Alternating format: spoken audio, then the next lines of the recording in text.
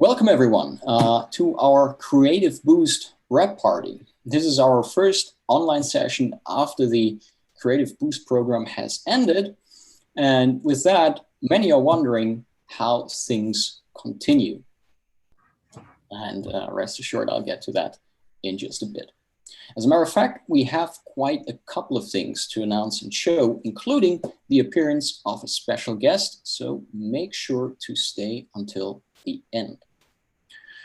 Now, most of you already know who I am. I'm Mats Aderholt. I work for Simulate. And if you ever send an email to support@assimilateinc.com, there's a fair chance of it being answered by yours truly. With me here today is Lisa Konecny from Radar DIT in New York. And hello, Lisa. And over the course of 12 months, she's been secretly working on the second Borat movie with Sacha Baron Cohen. And I'm being told it was a hell of a job to accomplish. Lisa will share some insights into her job on that highly unusual production, and I'm sure she'll also share one or two stories from the set. So, Lisa, for those wondering, who the heck is Lisa Konecny? Maybe start by telling us who you are, where you're from, what you do, and how the hell you ended up here. Thank you, Matza. Thank you, Simulate, for the opportunity to get to, I guess, chat with you all. And this is going to be a good therapy for me after a show like Borat too. So I'm going to go ahead and just share my screen here. I'm going to get my slideshow, fancy slideshow up and running for you all. So anyway, hello everybody. So I am Lisa Konecny. I am a DIT/data manager for the last 8 years on set. And for the last year, like Matza had mentioned, I've been working on the most secretive film in all of Hollywood, Borat 2. And so I'd like to show you how I managed the craziest film ever. So how does one get to work with Sacha Baron Cohen and on a Borat film? Well, I've been lucky enough to work with the DP, Luke Geisbuehler, who is Sacha's main go-to DP. And he's worked on the original Borat, worked on Bruno, the Dictator, and he asked if I'd like to join on a crazy shoot in the East Coast, all around the East Coast, and it was for Who is America? And I included the picture of my first day on set, which was the Kindergartens shoot, and about the craziest thing I'd ever been involved with. So it was a 2.5 hour shoot and over 4.5 terabytes worth of footage for it. So, and in the picture on the left-hand side, that's Luke and the one of our great operators for Borat 2, Benji Lamper. And we're in a farm in Oklahoma doing some luck shopping while we were waiting for a tornado to move through. The funny thing about this film was I actually didn't know I was working on Borat 2. Luke called me up and he said, "Hey, do you want to do another shoot? You know the drill. It's with Sacha." And I said, "Oh, okay, great. You're going to Oklahoma." I said, "Okay, cool." No idea what I never even asked for what the title of the film was going to be. So I showed up and we're standing in a farm, in a field, in a farm in Oklahoma. And I look over to my left and down this hill comes Borat in the full costume. And I looked at Luke and I was just like, "You son of a," because I thought I was working on Who is America season 2. So you can get an idea of how scary this NDA was. Even my boss didn't tell me what I was in store for. So anyway, what did we work on? So here's our gear. As Matza had mentioned before, yes, there were 73 cameras in total that were used on this show. This is just a list of the types of cameras. So for instance, on iPhone 11, there was at least 8 production versions of that. And then any crew who actually helped in filming some of our bigger stunts, they had their cameras, and that was over 20 of those. And our main camera was the Alexa Mini. We had 3 of those, an A and B, which are our main cameras. And then we had a C camera, which was actually had a dual role.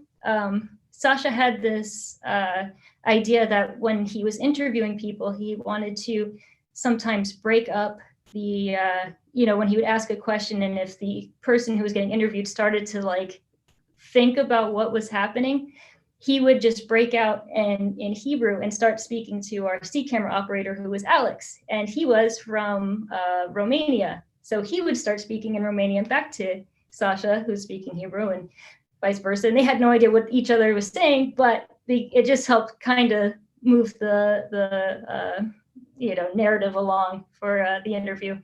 And even Tutar, the daughter, she was speaking in Bulgarian. So between the three of them, no idea what the hell was happening, but it just made it all look the part.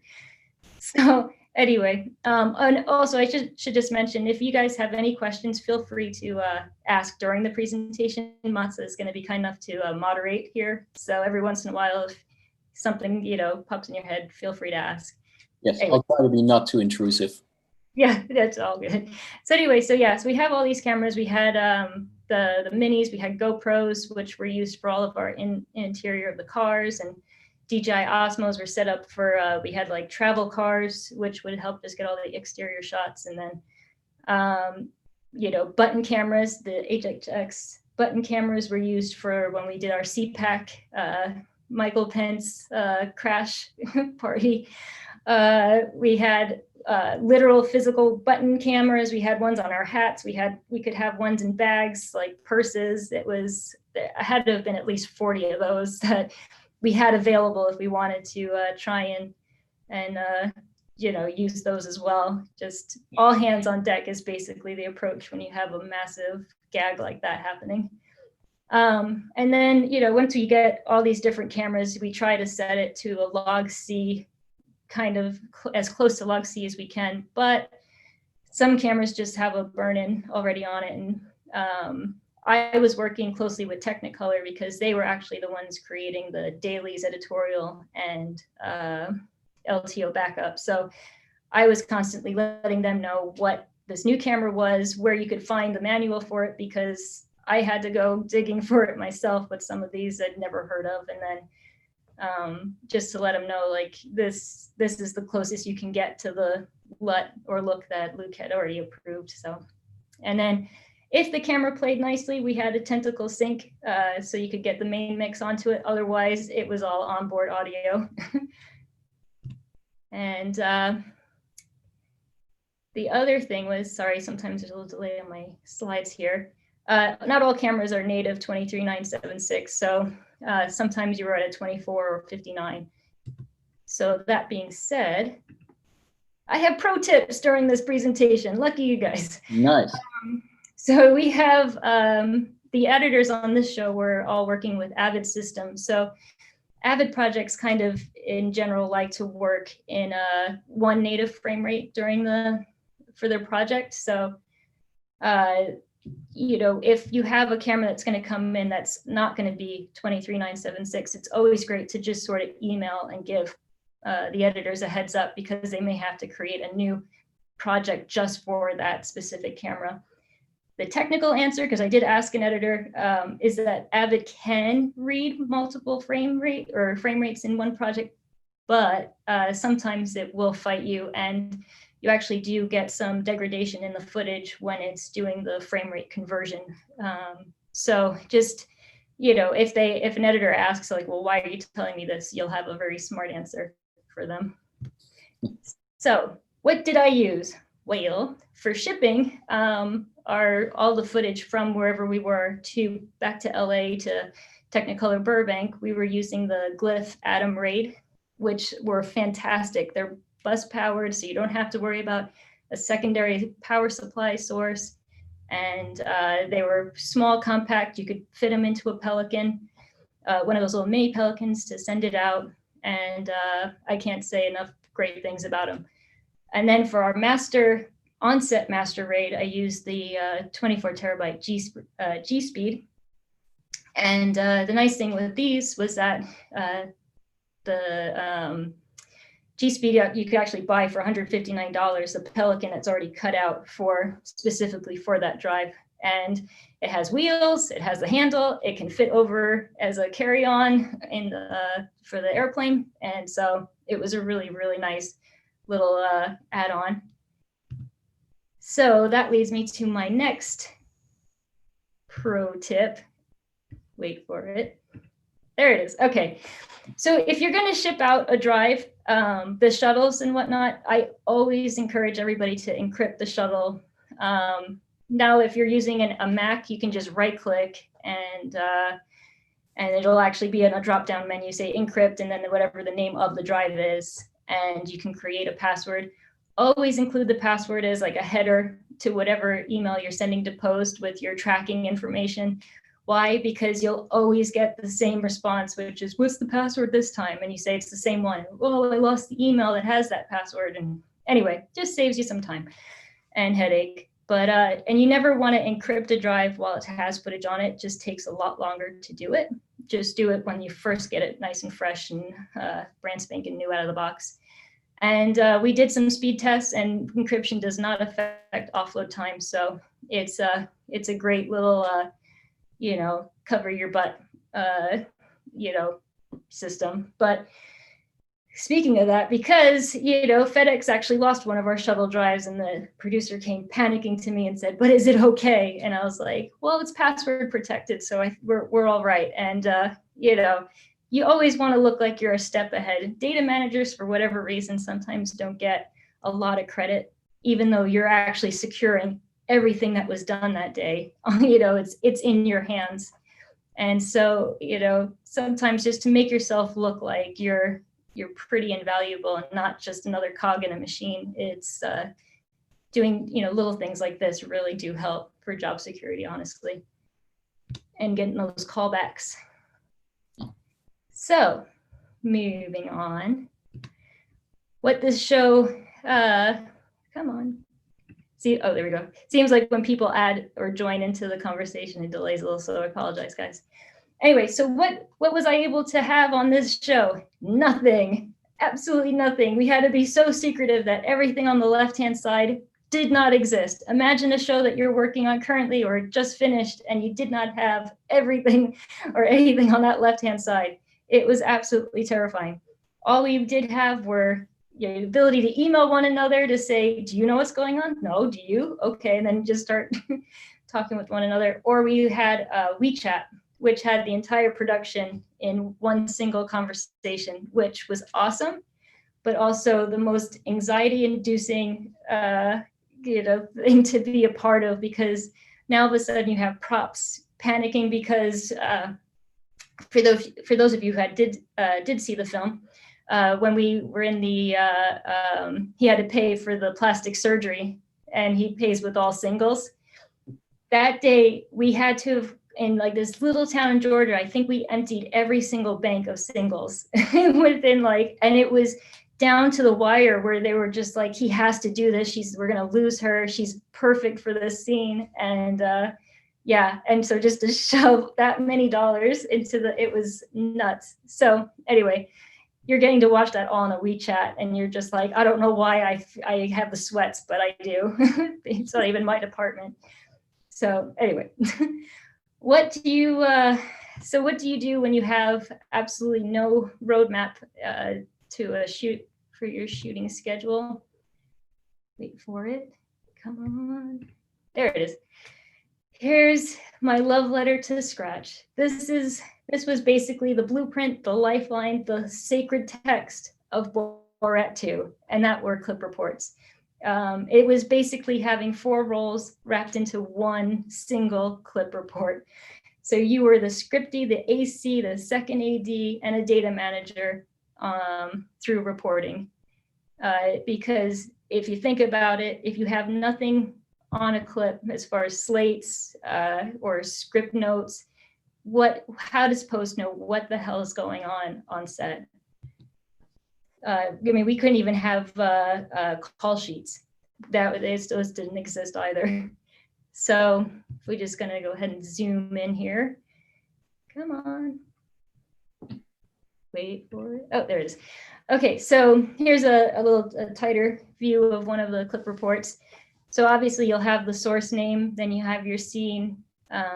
Sometimes if it was like a bogus attempt at a gag, I could just notate it there for the scene. So editors knew what was going on. Plus in your comments, you can there you could mention things like, if we didn't have jam on a camera, which did often happen, you could actually note the sound wave that should link to that particular clip.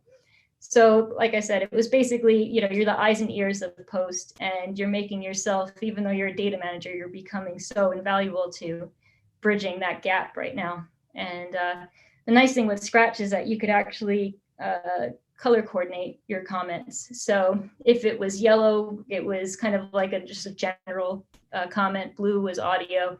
For me, I did VFX was green, and then red was like something big happened or needs to be noted. So where do you find the most important thing ever in Scratch? Well, it's not probably the most important, but it's pretty damn awesome. So I just show here that it's in the Tools tab, and you click on that, and then you'll see right to your right is a report under Project Metadata.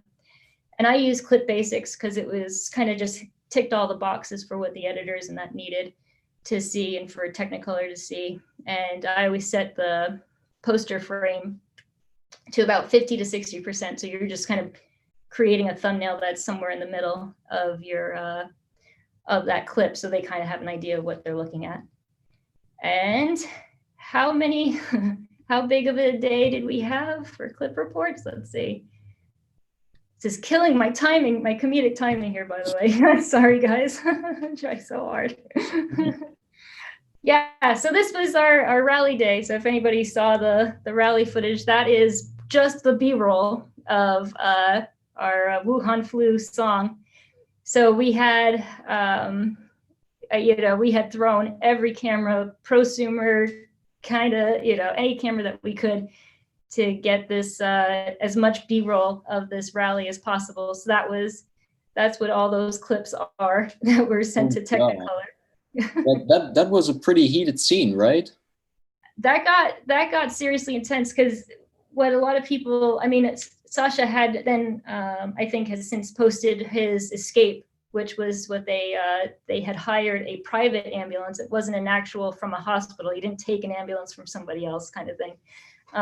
They had hired a private one so he could jump in, and then they could just get the sirens lit up and get him out as quick as possible. But he had trouble getting out because people saw him jump into there. And then for the crew, we were all like, okay, we gotta leave. And there were only 2 possible exits out of this rally. And one was to the left, which was over a bridge, and the other was into the downtown area, which everybody was kind of like, might not be the safest. But unfortunately, on that day, we had no choice to go downtown, because a Black Lives Matter rally decided to counter our rally. So we had 150 people start storming the bridge and coming towards where we were. So we had to get the hell out of there as quick as possible, because now everything was hitting the fan. So yeah, it was different. I'll say that. But luckily, all the footage was safe, so knock on wood, right? But so when you have that much footage to go through with B-roll, it could be pretty daunting if you're thinking you have to like manually enter every scene take for all these different cameras. But Scratch has this great little, come on, nope, there it is. Okay, Scratch has this great little window. And I'm not sure if everyone's familiar with it, but when you have B-roll that just goes on and on and on, you have a little scene take button. You can just have that pop up. You can enter the scene. You can start the take, obviously like 0-1, and then you can hit next shot, and it will just increment the take number all the way. And then the nice thing is, if you letter up or change scene numbers, the take will then reset itself as well back to 1 for the next sequence of takes. And it's absolutely massively, just huge lifesaver for sure when you're inundated with that many hours of footage. So nice work. Thank you. Yeah, there you go. Let's see if I can get my, come on, talk amongst yourselves. Oh, there it is. Okay. So how did I keep it together? Not really that, no, I did pretty good. I did okay. I didn't have a lot of very fancy flow charts and pie charts and, grid chart, whatever. Anyway, I decided to go kind of ghetto, if you'd like to say, or simple. But it was basically two stickies that I had. One were all the letters that I have used, and then the other one were the assignments and what the roll number would be and what the color space was, because that's what I would include for all my emails back to Technicolor, or as I like to call them, my Dear Diary subject lines of what happened on set that day. But anyway, it's sometimes the simple is better. I think, you know, it's just a quick way to visually see like, okay, I've used AA or BB, so I can go AAA if I have to. Anyway, that was just kind of like how I kept it together. And it worked. I will say it worked that one time.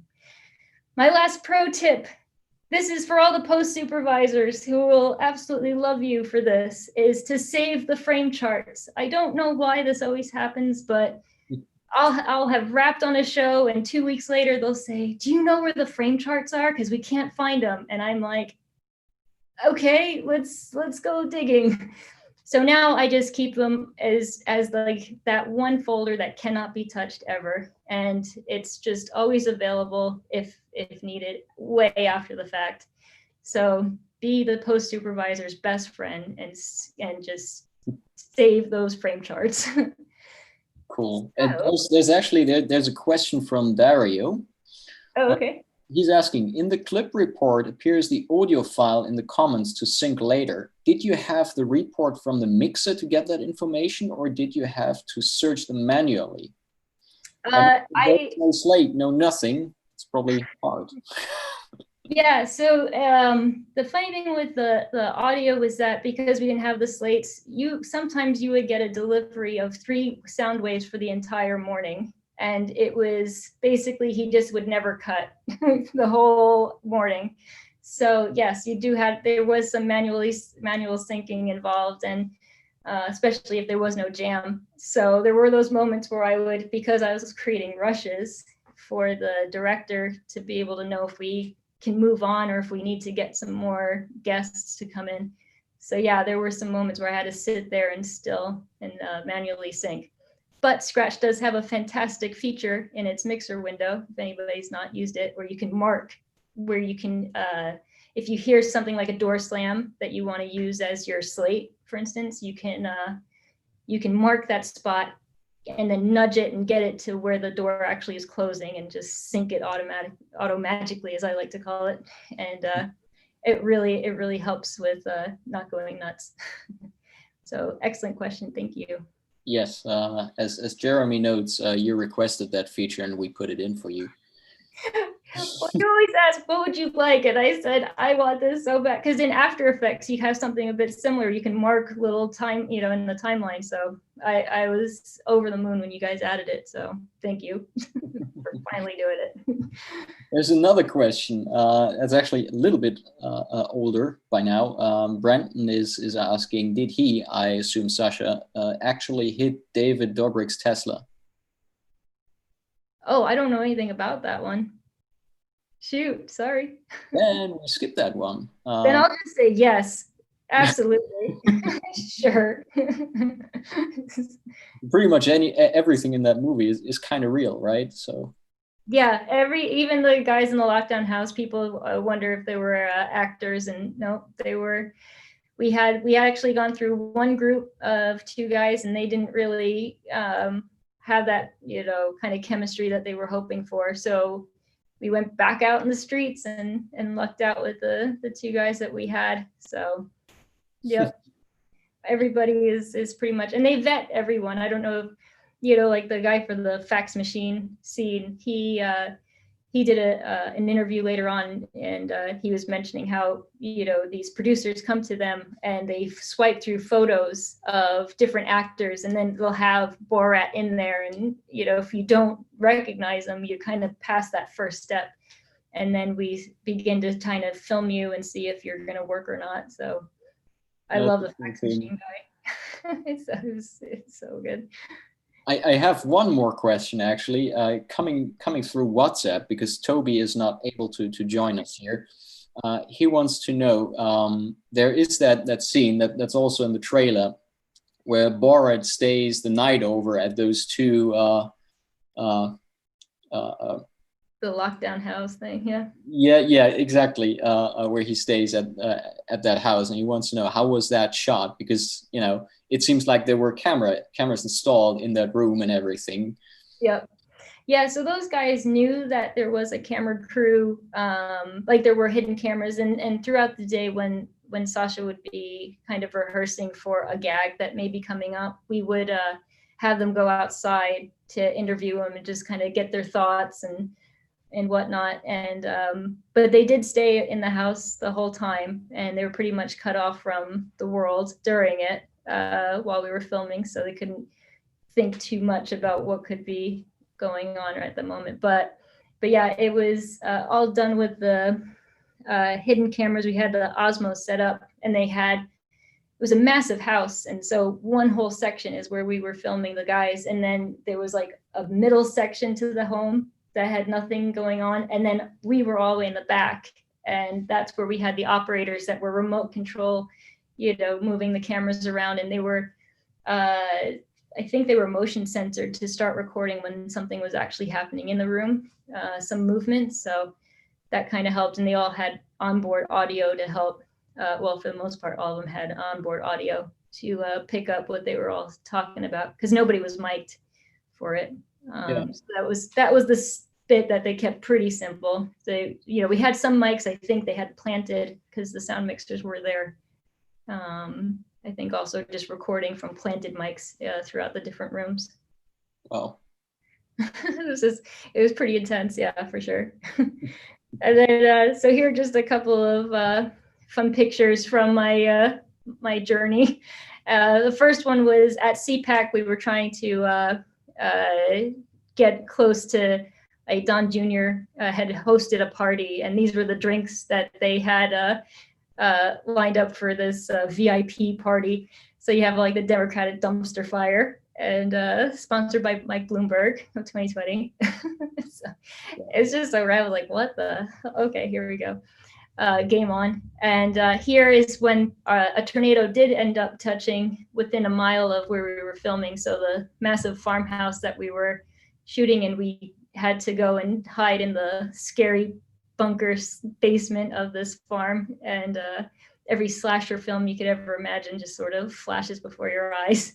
And if you could look, all the way in the back is Sacha as Borat, giving the thumbs up. That was his first day in costume. So I was like, and this is how I'm gonna go with, I'm working on my ultimate film, and there he is in character.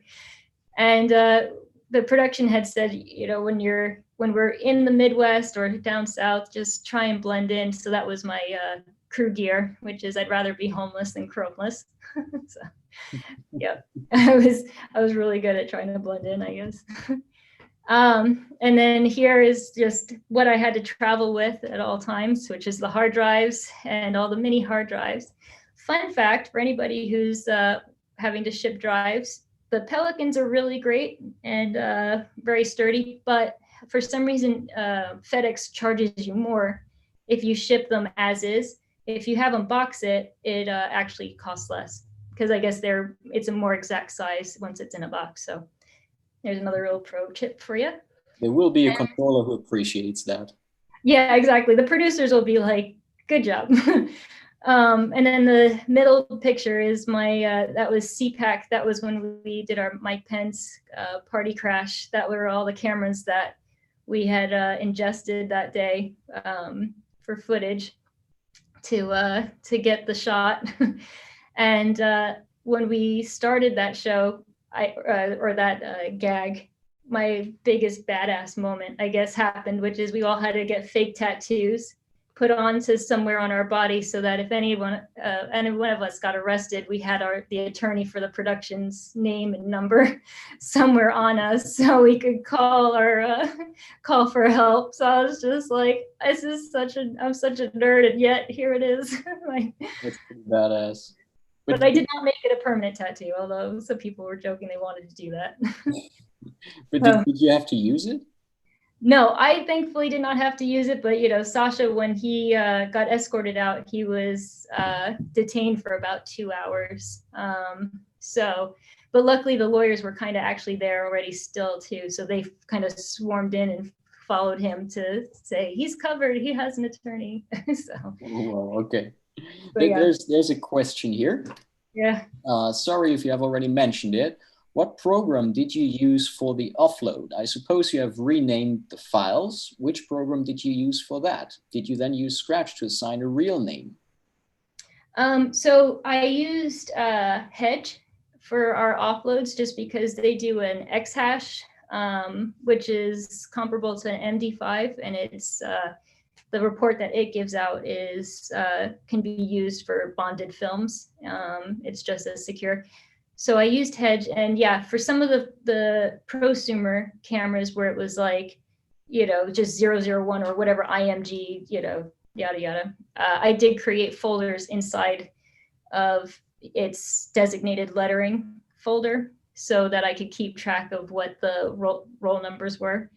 So hence my ghetto Post-it notes were always up, so I knew exactly where I was at with the next roll. So yeah, that's kind of it may have not been the best way, but it worked pretty well for me. So anyway, there you go. There's that one. And yeah, so for anybody who hasn't done it, please do it.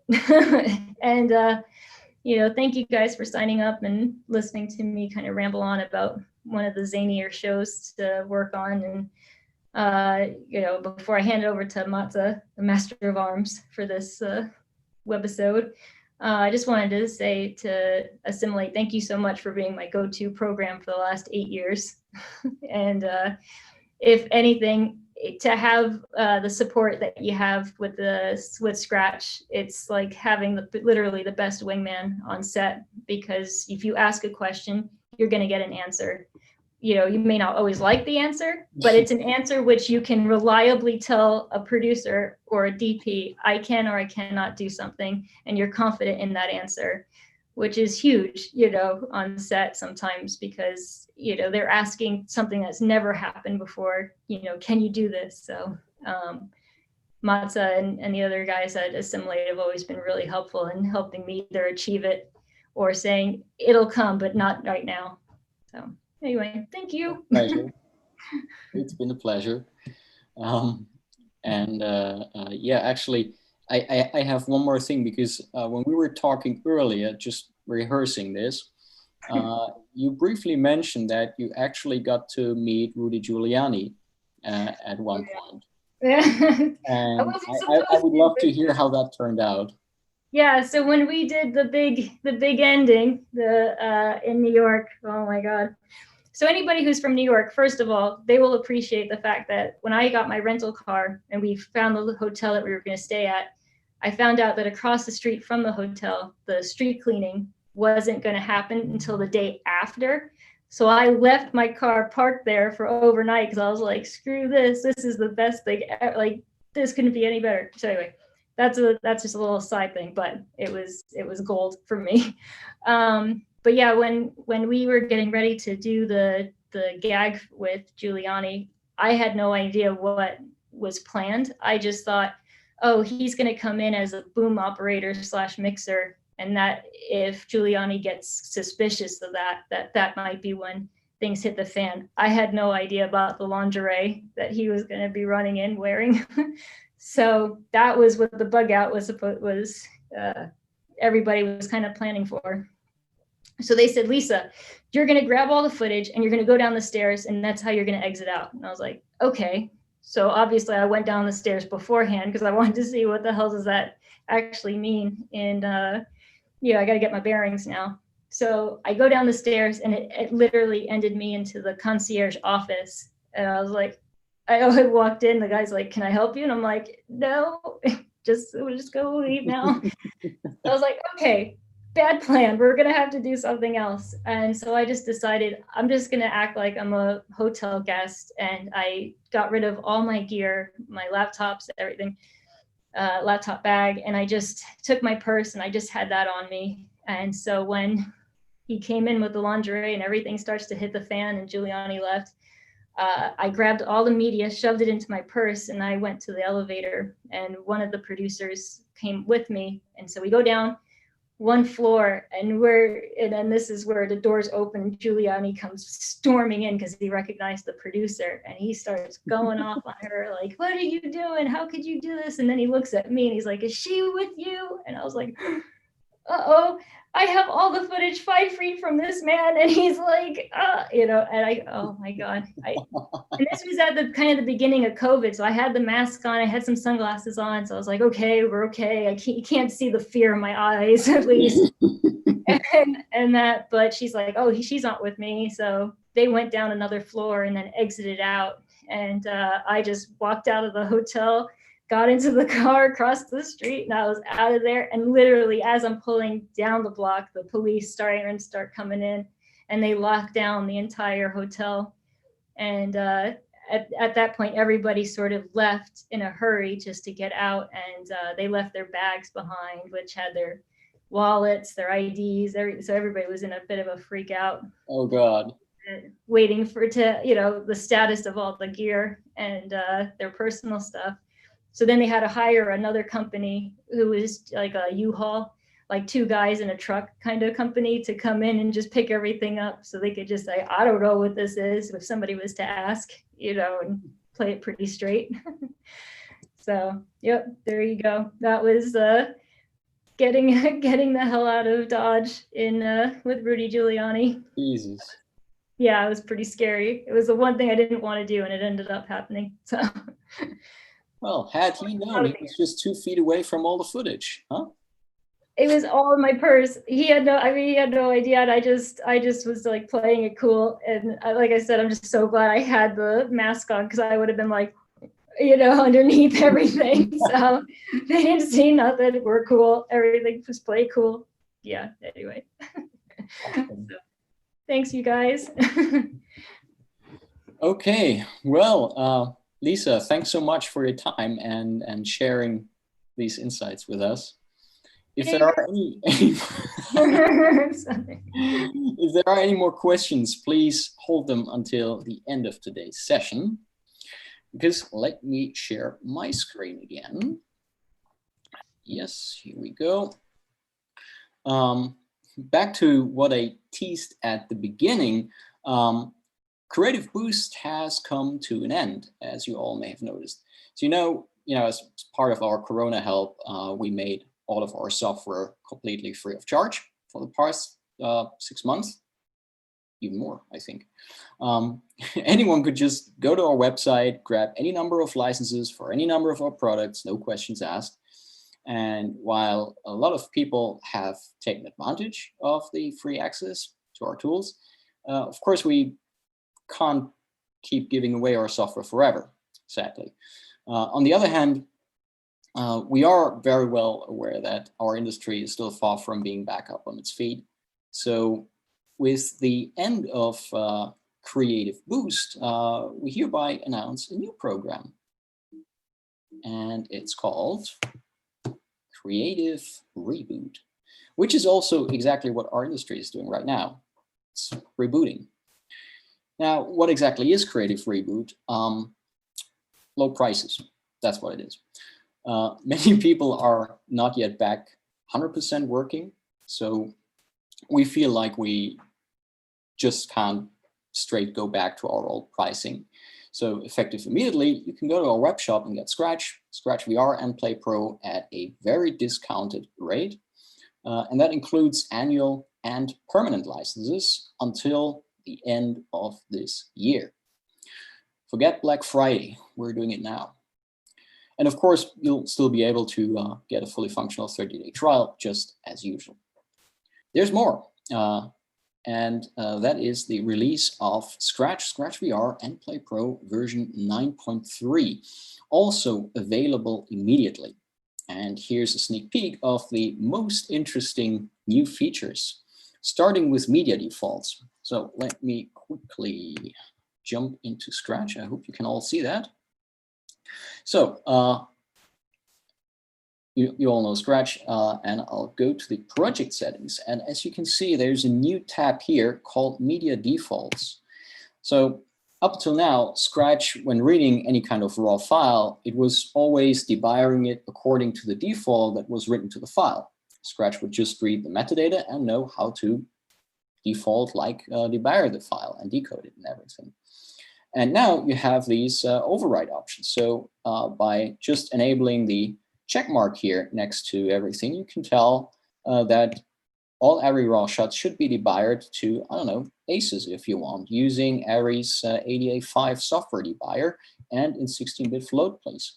And we have these for pretty much any raw format that Scratch supports, including Red and Sony and ProRes RAW, of course, and so on.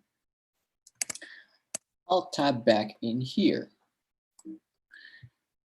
CIE plot diagram. Yes, let me quickly enter set project, Firefly Season 2. Here we go. And if you bring up the scopes in Scratch 9.3, you will see there's a little E button over here, and that will bring up the CIE plot diagram, which also goes along with the rest of the scopes, just like that. What else? Panel group menu mapping. So this is great for colorists, finishing artists, not so much for DITs, quite frankly, but let me show you what's behind that cryptic label. If we go to settings, into the panel mappings, you know, on your grading panel, you can have multiple different mapping groups. So I have one mapping group for primary, one for framing, one for layers, one for keys, and so on. And what you can now do in Scratch 9.3 is down here at the bottom, you can set a menu. You can assign a menu to a mapping group. So when I hit the button on my panel to go to load my mapping for the qualifiers, I can also tell Scratch, well, then please go to the qualify menu as well. And if I recall my mapping on my panel for the framing controls, please go to the framing menu. Or alternatively, do nothing, just as it worked up until now. That's new. What else?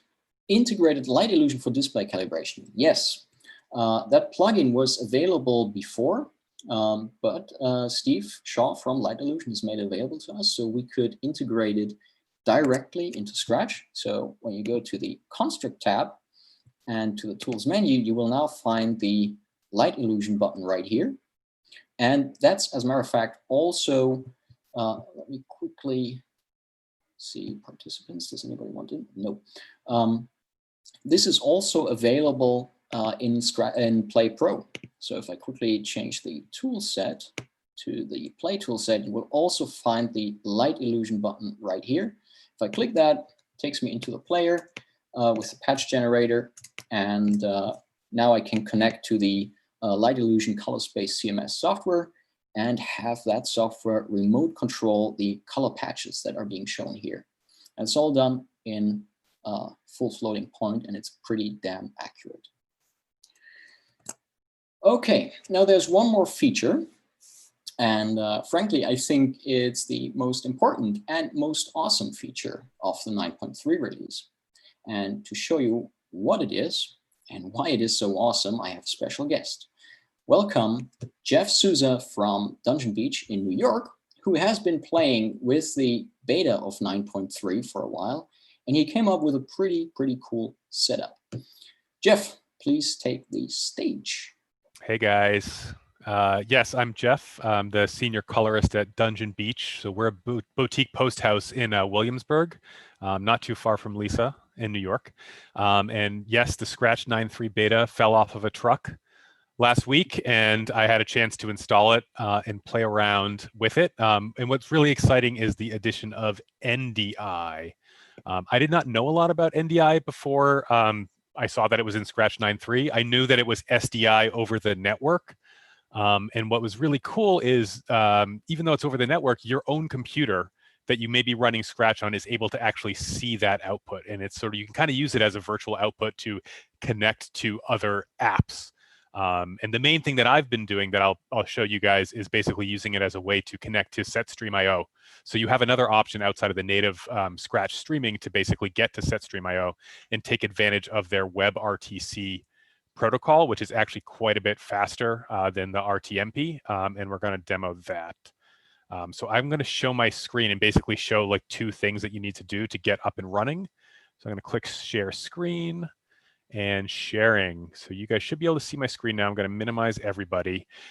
This is Scratch 9.3, and basically NDI is in the same place as the other SDI. So go ahead to your system settings right here, and basically under General, Configure. Now you're going to see an option for NDI, just like you have for your SDI. You know, I've got a deck link. I'm sure most people have a deck link as well, where you also have Nobe if you've got that plugin. Go ahead and select NDI, turn it on. I forgot to do that. Make sure you turn it on, and go ahead and enable channel 1 as an output. There's also input, so I think you could use it with Live Assist, or if you were creative, you could use it in some other ways. I haven't, so I'll just leave one output on, Rec 709. And so now Scratch is outputting through NDI. Now, the other super important thing you have to do, I'm going to flip over to the desktop, is you have to install these NDI sort of extensions, sort of plugin from NewTek, ndi.tools, ndi.tv.tools. Go ahead, download this and install it. It's free. Once you do that, oh my. Uh-oh, everybody might be in the way. Okay, cool. You'll then have this little yellow NDI sort of icon here, right? So if you right click on this, and on Mac, I believe it's top right. This is the name of my computer. I don't know why it's called Desktop Bugabird, but now you see, well, you see After Effects, but you also see Assimilate A. If you had enabled multiple channels, you'd see B, C, and D. But once you hit A, basically you're saying, hey, like, please read this signal that's detected coming out of Scratch. And I also have a laptop here. Actually, let me show you my setup. I took a picture of it. I thought this would be helpful. This is sort of where I'm sitting now, so you can see my full setup. This is my workstation. This is where I'm running Scratch off of. My computer is in a cabinet down here. My computer through SDI is connected to a Flanders. I'm sure you guys all have the same setup. Then I have just this auxiliary laptop, which in this case I use to watch the stream, right? So I just sort of invite myself on set stream so I can see what the client's seeing, because you always want that confidence check of they're seeing the same shot that you're seeing, and you want to check on the health of the stream, et cetera. But, you know, obviously, you know, it's just connected over Wi-Fi. Nothing's going into it. There's no hardware going into it. But you are also able to see the Scratch output on this computer in the system tray through the same way, because they're on the same network. So once you have gone ahead and turned on NDI, let me just go into this webinar test project. You guys are going to see lots of like pretty familiar looking clips, which has a purpose because you'll be able to kind of judge the quality. Now you can go ahead and, for example, let me just try to do this in, let me try and do this in Zoom. I can actually go ahead and switch my webcam if I can get my meeting controls back. I cannot get my meeting controls back. Why can I not get my meeting controls back? I think I need to maximize this. Maximize. You might have to stop sharing in between. Maybe stop sharing. Yes. Okay. All right. Now I'm going to go ahead and switch my video to NewTek NDI video. And let's see what we have here. Ah. There we go.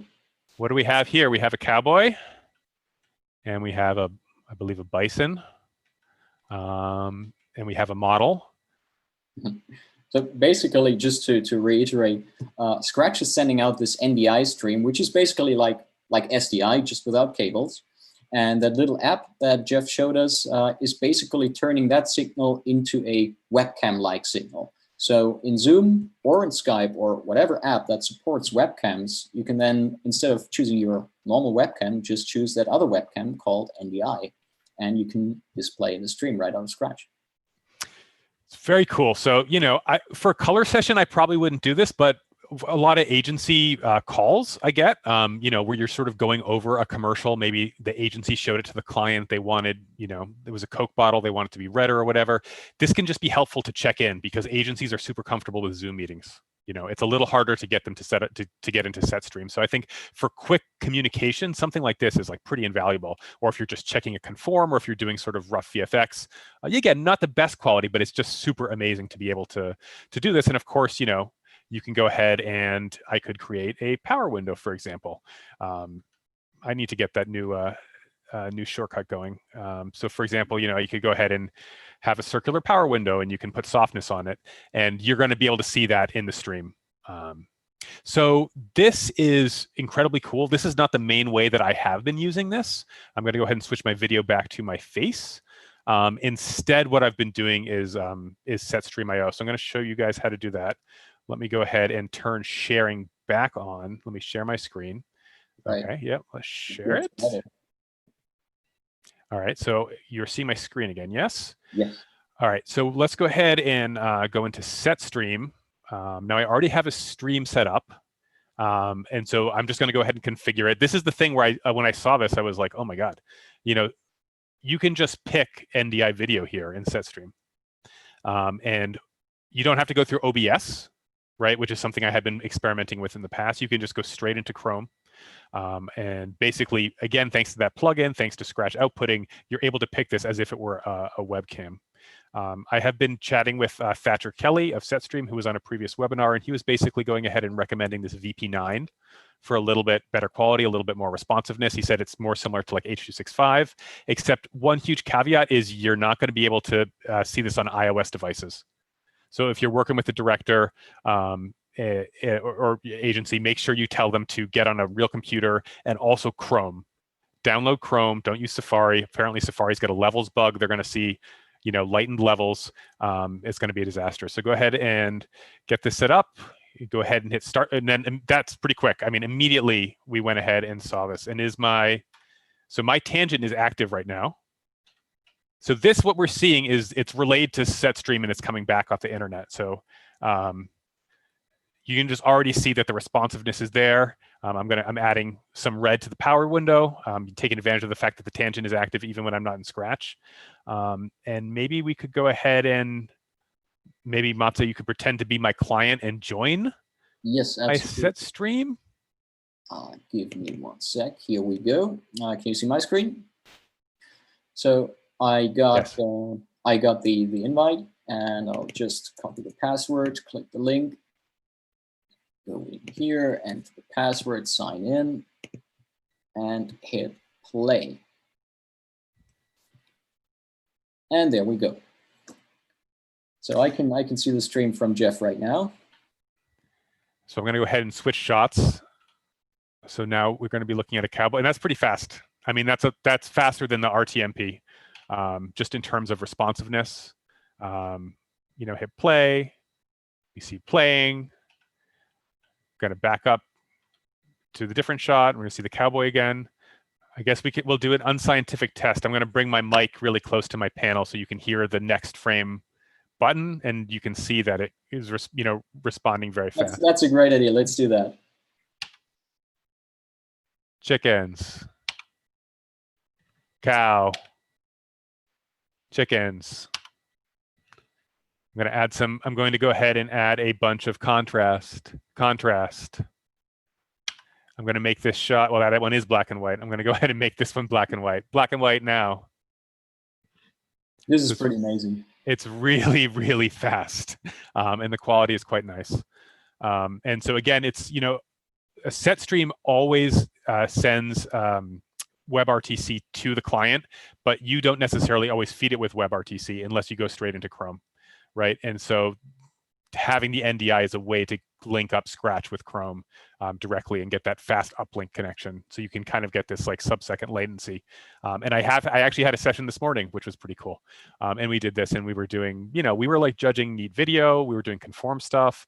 Someone saw something funky in a fade, because it had the grade on it for the black. All that stuff we were doing, and it was super fast. So this for me is definitely my go-to. I'm going to steal the screen back from you. Yes, go ahead. Just so you can see.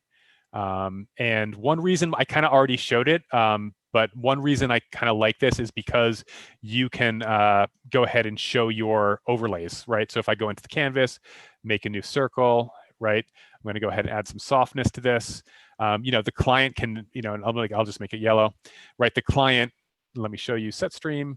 The client is able to see your shape. So that was something that you actually couldn't do before in Scratch streaming directly. And I used to just sort of vamp in these moments. I would be like, I'm drawing a shape. You can't see it, but it's in the top right. It's a gradient. And so this is a good way to like show your client that their dollars are at work.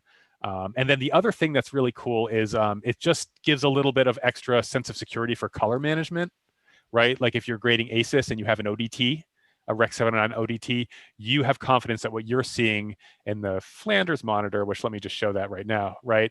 If you see in the what you see in the Flanders is going to be the same thing that the client sees. So you just have that extra level of confidence.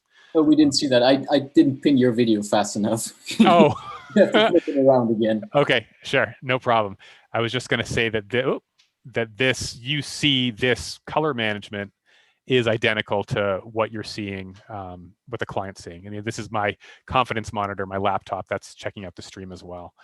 So it's just, and split screening as well too. You know, if you're, split screening two images, like if I go into dual mode here, you have that little extra bit of confidence that whatever you see in Scratch is definitely what the client's going to be seeing as well. So that is super nice.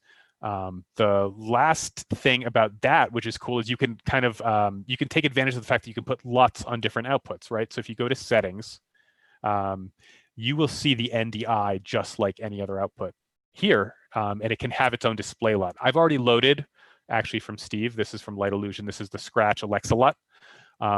If I turn it on, nothing changed, but we expect that, right? Because we're looking at these log C chickens, but what does the client see? Let's have a look. They see Rec 709 chickens, right? So I'm going to turn that off. Log chickens. So it's just a LUT that's on the stream, which is an incredibly cool thing to do. This doesn't have a real application like this, but I know one thing people have been doing. We haven't been doing it yet at our post house, but we want to get into doing it. Is they've basically been sending out calibrated iPads for remote review, right? But we all know that you can't really calibrate an iPad that's locked down by Apple. What you can do is profile it, right? Maybe you could even profile it using the new 9.3 Light Illusion plugin. You can profile the iPad that you're going to give to the client in a Pelican case, and you can find out the offset, right, from Rec 709. And then you can generate a calibration LUT that's going to put it to perfect Rec 709. And then in Scratch, you, the operator, you could add that as a display LUT only to the NDI feed. So that would be basically adjusting for the iPad's, whatever wrongness it is, which probably isn't that much to begin with. And you could be able to tell the client this is like a fully color managed workflow. Right. And it doesn't get burned in too. When you go to export your movie, it's not like you got to disable it from the timeline node or something like that. And you also don't have to buy a LUT box to send this out to the stream to have some other device. You can just kind of take care of it all in Scratch. The last thing that is a super cool benefit of NDI is you can output things that are not just Scratch. So I was inspired by the previous webinar, which is about VFX, to help me rediscover the round trip to After Effects plugin, which I hadn't been using too much, but is actually super cool. So let's say I'm grading with a client and we're doing a milk commercial. It's about chocolate milk, and they just really want this cow to stand out from the background. I want to use RotoBrush and After Effects to do that. I'm going to flip over to the construct, and I'm going to go to Tools. I'm going to click After Effects. That's pretty quick. I'm immediately in After Effects now with this shot, right? But let's look at Frame.io. So not Frame.io, it's a SetStream.io. So SetStream.io is still in Assimilate. What I'm going to do is right-click this NDI plugin. I'm going to go ahead and switch it to After Effects. All right. Now, the stream just refreshed. It's the same image, but we are looking at After Effects right now. I'm going to go ahead and RotoBrush this real quick with you guys. I'm not the most amazing roto artist, but I'm going to go ahead and switch to RotoBrush. So let's get this cow going. And what's happening as I RotoBrush? Let's look.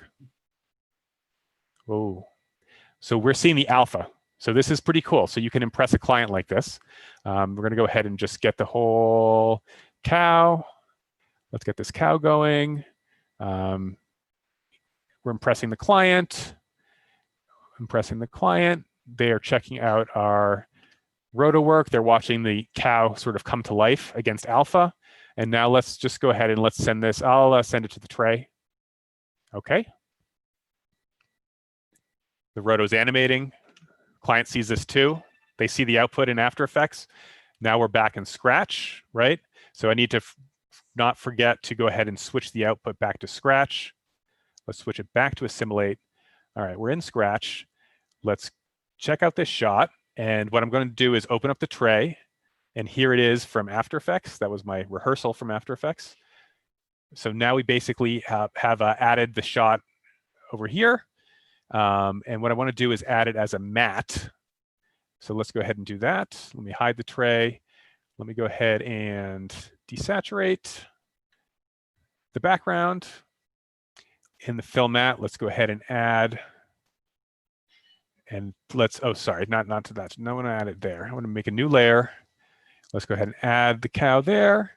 And let's go ahead and turn off recursivity. And let's just get it nice and saturated.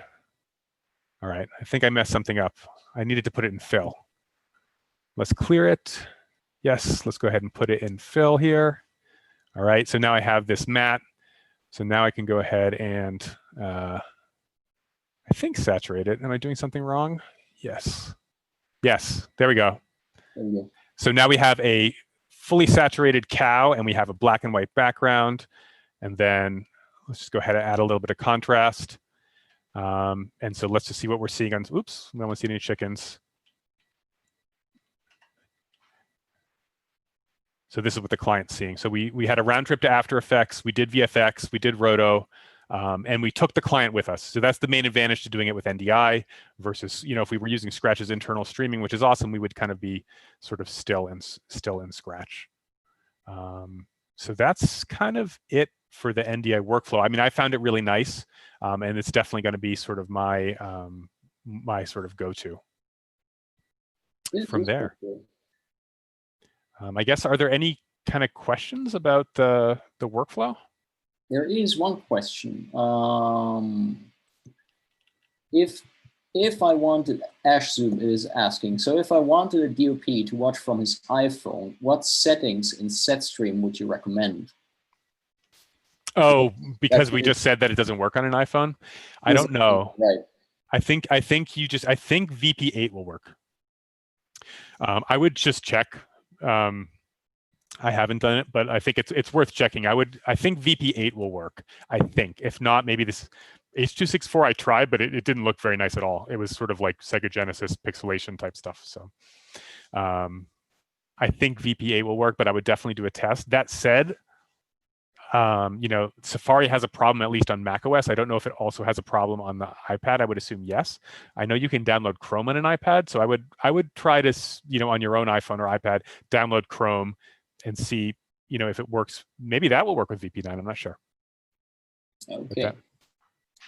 One question from Peter Hacker: If clients are willing to pay for SetStream, what are the alternatives? Do you have any? Well, I had been using YouTube, prior to SetStream, but SetStream is not that expensive though. I mean, it's like $50 for 3 hours.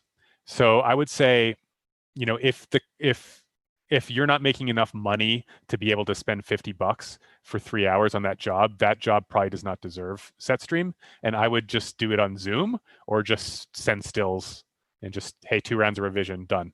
But I think, for anything with a proper rate, it shouldn't be a big deal to get, because you don't necessarily, if you were doing like a feature for 6 days, it would add up. That would be expensive to rent SetStream for that long. But what I've been doing is more like, like I did a big whiskey commercial last week, and it was more, look development on your own, send stills, send a posting. Okay, let's get together for a session, and it's sort of 3 concentrated hours of together, and then go away and frame IO. So, if I find the 3 hours, you can do quite a bit. But I mean, I know people are doing stuff like trying to rent Amazon web service storage directly and streaming through there. That's an option. And of course, Zoom, right? We kind of just did it here. You could go on Zoom and kind of just share your screen as your webcam. That should be an option for a production that can't afford to pay for SetStream. But I like SetStream. Yeah, it is pretty good. It is. Okay, I saw you had an iPad on your desk showing scope. Yes. And I saw that during the rehearsal. I'm Let's kind do of it. interested because we ran out of time before the webinar started. So how did you get the scopes onto the iPad there? Yes. Is my screen still being shared? Yes. Okay, good. So I just launched Nobe OmniScope. Let's go to Scratch. And let's go over here and let's check it out. All right. So the connection has been established. We're seeing the cow in OmniScope. What's cool about this, again, there's no special connection here. Let me go ahead and drag this down. Let me show you what I'm doing. So the video, 1 sec. Here we go. See, I've got my iPad underneath my monitor. Woo! And I'm basically just dragging it off of my main display onto my iPad. Now my iPad is connected. This is all mirrored. That's what's making this crazy. Okay. My iPad is connected just with USB-C, just with this crappy Apple Lightning, whatever. And it's using Duet Display, the app, which basically allows an iPad to act as an external GUI when connected through USB. And so what's cool about this setup is you can use an iPad that you have laying around to be your scopes monitor. And because an iPad doesn't have Thunderbolt, it's not like you're going to plug in a Blackmagic Ultra Studio recorder and send the signal that way. Instead, you're going to take advantage of the native Scratch plugin to OmniScope. And what's kind of cool is, let's see if we can get this sort of like wide shot here, something like this. Basically, just everything is connected. There's only one piece of I/O, which is the deck link going to my Flanders, but I get scopes with the native Scratch plugin, and I also have streaming out with the native Scratch plugin, and so that's super cool to do this all without having to like shell out for an extra, LutBox or an extra BMD I/O device. Right. Okay. Well, thanks, Jeff, for walking us through NDI and SetStream.io and OmniScope. And yeah, with that, we're pretty much at the end of today's online session. Do you have any questions? I don't see any right now, but if there are still questions, you know where to find me. And yeah, with that, thanks so much for staying with us. Stay safe and healthy. And for our friends in the US, if you haven't done so yet, go vote, please. Goodbye, everyone. See you all soon.